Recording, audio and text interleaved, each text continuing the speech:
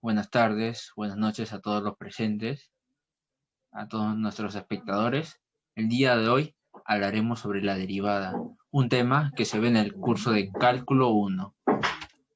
Ante todo, tenemos que agradecer a nuestros docentes, Sandro Sosaya y Jonathan Pariona, quienes nos compartieron sus conocimientos para poder entender este tema tan bonito y tan importante para la vida cotidiana. Los participantes son Jesús Esteban Arteaga Dongo, Luz Madeleine Guamanichalco, David Daniel Meléndez Gamarra y quien les habla, Miguel André Bellido Ramírez. Es tiempo de aprender. Ahora les hablaré un poco sobre la introducción sobre este tema. Ante todo tenemos que saber el origen.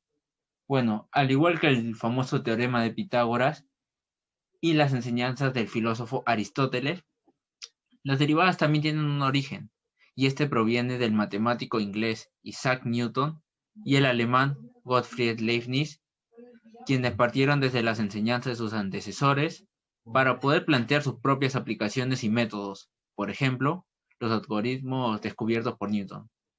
Ahora la definición. ¿Qué es la derivada? La derivada es el resultado de un límite y representa la pendiente de la recta tangente a la gráfica de la función en un punto. Y acá podemos apreciar la derivada en fórmula.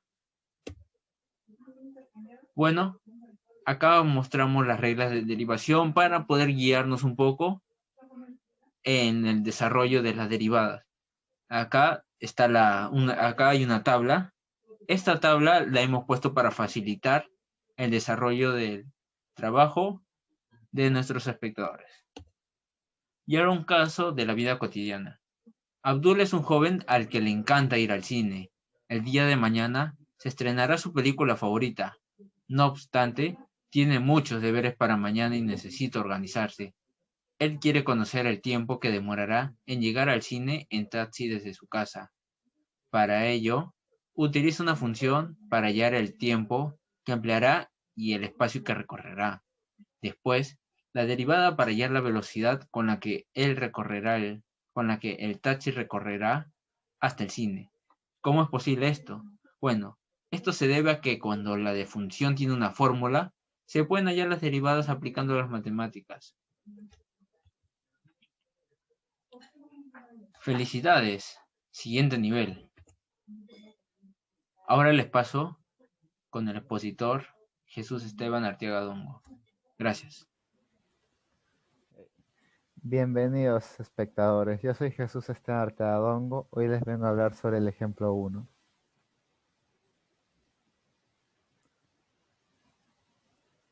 Primero veamos los procedimientos para elaborar este ejemplo, que se basa en usar la derivada para hallar su gráfica. Primer paso sería hallar el dominio de la función dada, luego determinaremos la intersección de los ejes, seguido de hallar los intervalos de crecimiento y decrecimiento, calcularemos los valores máximos y mínimos de la función, determinaremos los intervalos de concavidad, hallaremos los puntos de inflexión, determinaremos las asíntotas de la función y por último usaremos todos los puntos repasados anteriormente para hallar la gráfica de la función. Veamos el siguiente enunciado, que nos permite trazar la gráfica de la función. X quintos, x a la quintas menos 20x al cubo. Primero hallaremos su dominio. El dominio de esta función, como es polinomio, son todos los reales. El segundo punto es hallar la intersección en los ejes de coordenadas. Tanto en el eje X como en el eje Y simplemente reemplazaremos por 0 y luego hallaremos tanto los valores en el punto XY en sus dos ejes. Seguido hallaremos los intervalos de crecimiento. Para esto tendremos que derivar la función. Ahí, como pueden ver, ya está derivada. Luego tendremos que igualarlo a 0 para ver los posibles valores de x. Seguido tendremos que colocar una recta de menos infinito más infinito donde colocaremos los posibles valores de x. Entre estos habrá intervalos donde la función crecerá o decrecerá. Todo dependerá de la propia función. Si tomamos un número que esté entre ese intervalo y lo reemplazamos por x en la función, si el resultado resulta negativo, la función decrece. Si resulta positivo, crecerá. En la gráfica podrán verlo. Ahora calcularemos los valores máximos y mínimos de la función. Utilizando los posibles valores de x que hallamos, los reemplazamos en la función derivada para llegar a la conclusión de obtener los máximos relativos y mínimos relativos de la función. Solo guíense del signo que les salga en la función. Ahora hallaremos los intervalos de concavidad. De la misma manera que los intervalos de crecimiento, se volverá a derivar la función, se igualará a 0 y se hallarán los posibles valores de x. Se hará la recta, se pondrán los posibles puntos de x y de nuevo habrá intervalos donde la función será cóncava hacia arriba o cóncava hacia abajo dependiendo del signo del resultado, como pueden ver ahí en la gráfica. Ahora, hallaremos los puntos de inflexión. De la misma manera, usaremos los valores de x hallados actualmente y los reemplazaremos en la función para ver los posibles valores. Y para las asíndotas, como esta originalmente es una función de polinomio, no tiene asíntota horizontal, vertical ni oblicua.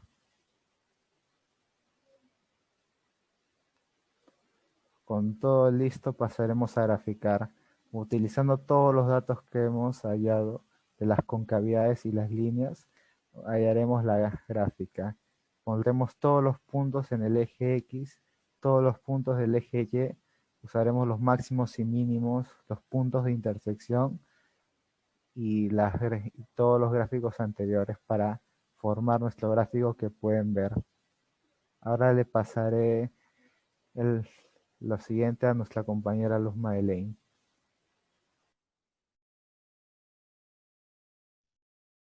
Bien, vamos con el ejemplo número 2. En esta presentación vamos a analizar de manera breve y sencilla la derivada en un evento cotidiano. Me refiero a la degustación de un buen café. Y es que tomar café involucra un fenómeno que todos conocemos llamado enfriamiento, el cual se define como la disminución de la temperatura de un cuerpo o lugar con el paso del tiempo. Así que imaginemos que nos encontramos en una cafetería y estamos a punto de disfrutar de una taza de café caliente y tenemos los siguientes datos. La temperatura ambiente es de 24 grados centígrados y la temperatura del café es de 75 grados centígrados al momento de recibirla, la cual disminuye a 61 grados centígrados al paso de 3 minutos. Definitivamente, las variables más importantes involucradas en el enfriamiento son el tiempo y la temperatura. Por consiguiente, pondremos todo en nuestra tabla de datos, donde por un lado tenemos el tiempo y en el otro la temperatura. En la tabla podemos visualizar que la temperatura inicial es de 75 grados centígrados, la cual disminuye 14 grados centígrados al paso de 3 minutos. Con estos datos, muchos se aventuran a aplicar la famosa regla de 3, lo cual determinaría que al paso de otros 3 minutos la temperatura va a disminuir otros 14 grados, dando como resultado que al paso de 6 minutos nuestro café se encontraría a 47 grados centígrados. Sin embargo, eso es incorrecto, ya que un fenómeno de enfriamiento no se comporta de esa manera. Es decir, sus variables no se comportan de manera lineal. Si así fuera, uno deduciría que al paso de 18 minutos nuestro café estaría a una temperatura sobre cero, es decir, menos 9 grados centígrados. Y eso sabemos claramente por experiencia que no sucede. Por lo tanto, cómo se relaciona el tiempo y la temperatura en un fenómeno de enfriamiento y cómo podemos estimar correctamente las verdaderas temperaturas a los 6 y 18 minutos. Para esto, aplicaremos la ley de enfriamiento y calentamiento, establecida por un científico inglés del que todos hemos oído hablar, y es Isaac Newton. Dicha ley dice que la rapidez con la que cambia la temperatura de un objeto es proporcional a la diferencia entre la temperatura del objeto y la del medio que lo rodea. En otras palabras, conforme pasa el tiempo, el café va enfriándose cada vez más lentamente. Así que veamos nuestra tabla. Y el hecho de que al paso de 3 minutos haya descendido 14 grados significa que al paso de otros 3 minutos habrá descendido otra cantidad menor a 14 grados centígrados. Digamos, por ejemplo, 10 grados. Y al paso de otros 3 minutos será otra cantidad menor, por ejemplo, 7 grados. Y así sucesivamente hasta llegar a alcanzar, claro, la temperatura ambiente. Para la aplicación de esta ley usaremos la siguiente ecuación diferencial. T mayúscula sobre dt minúscula, donde claramente la T mayúscula representa la variable temperatura y la T minúscula la variable tiempo, es igual a K por T mayúscula sobre Tm. Es decir, tenemos un cambio de la temperatura conforme pasa el tiempo.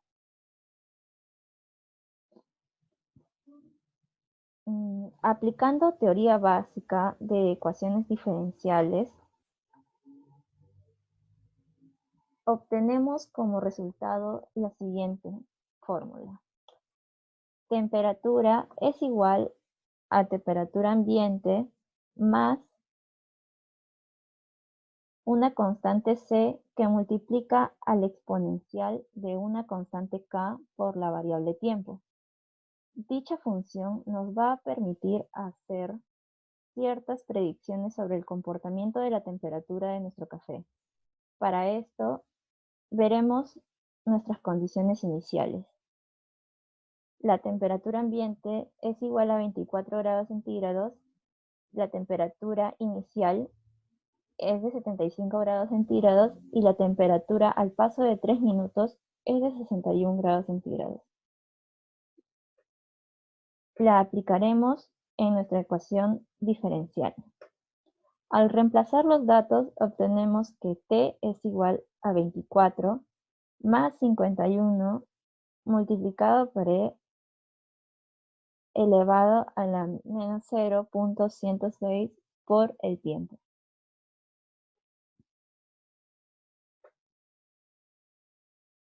Deseamos conocer la temperatura al minuto 18. Entonces, solo sustituimos y obtenemos como resultado que T es igual a 31.5 grados centígrados. Es decir, la temperatura del café al minuto 18 será de aproximadamente 31.5 grados centígrados. De igual manera, si deseamos saber el tiempo donde mi café alcanzará la temperatura de 56 grados centígrados, reemplazamos y despejamos T minúscula, donde el resultado sería de 4.39 minutos. Es decir, la temperatura del café será ideal para mí entre el minuto 4 y 5.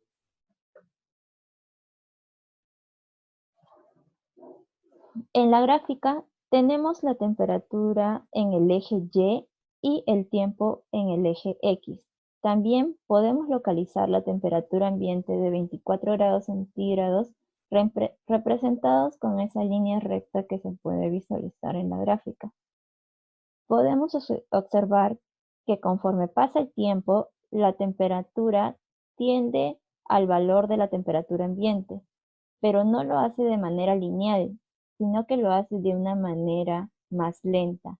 A ese tipo de comportamiento se le conoce como exponencial y podemos notar que nuestra ecuación pertenece a esa categoría. En esta tabla podemos ver que conforme pasa el tiempo, disminuye 14 grados centígrados. Luego 10.2 grados, 7.4 y así sucesivamente. En otras palabras, conforme la temperatura del café se aproxime a la temperatura ambiente, su disminución cada vez será más lenta. Con esto doy pase a mi compañero David Meléndez.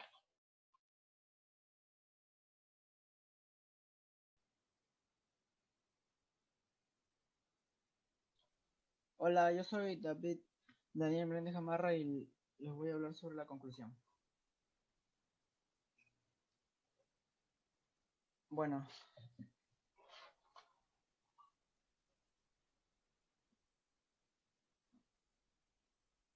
en resumen, es importante comprender y derivar fórmulas, que a su vez tienen una importante aplicación en cualquier campo de trabajo y la ciencia en general. El propósito principal de la derivada es optimizar los sistemas que se expresan por las funciones más o menos complejos. Además, las derivadas son útiles para la búsqueda de los intervalos de aumento o disminución del valor de interés cada vez que se puede expresar por funciones. Por último, el tema mencionado puede ser considerado como la clave para realizar cálculos matemáticos en la carrera de ingeniería industrial, ya que tiene múltiples aplicaciones y son de mucha ayuda en la solución de diversos problemas de la economía.